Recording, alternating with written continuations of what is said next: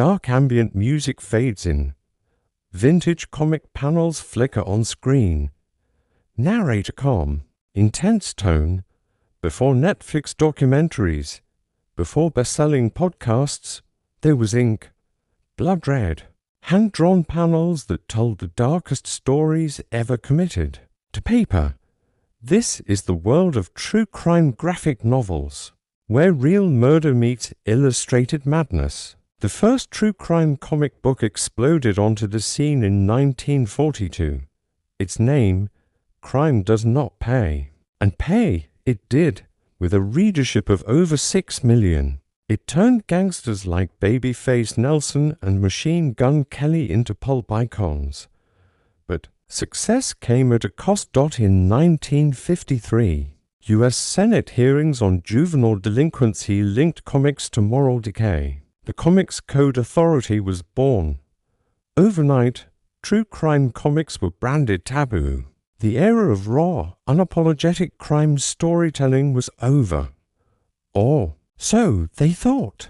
Decades later, a new breed of creators resurrected the genre, this time with psychological depth, grim beauty and truth sharper than fiction. From Hell by Alan Moore and Eddie Campbell wasn't just a ripper story. It was a meditation on time, myth and madness. Its conclusion, controversial, its legacy, unshakable. Then came My Friend Dahmer, a true story told not by a cop or a journalist, but a friend. Cartoonist Derv Bagdoff chronicled his teenage years with Jeffrey Dahmer.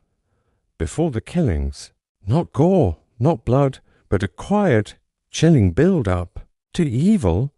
Some creators dig even deeper. Green River Killer, a graphic novel by Jeff Jensen and Jonathan Case, tells the story of Gary Ridgway.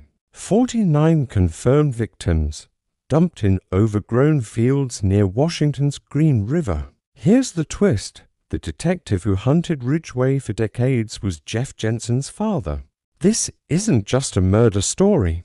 It's a son trying to understand his father's obsession with catching a monster. Critics call it the definitive true crime graphic novel. Haunting, grounded, human. Other stories lean into history itself.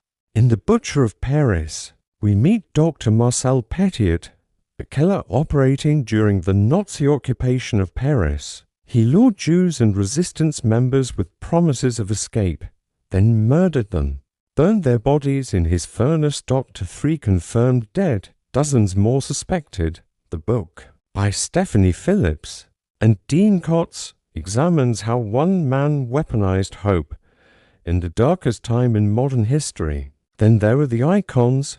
Torso, by Brian Michael Bendis, resurrects Cleveland's infamous 1930s killer, a case so terrifying Eliotness himself couldn't crack it.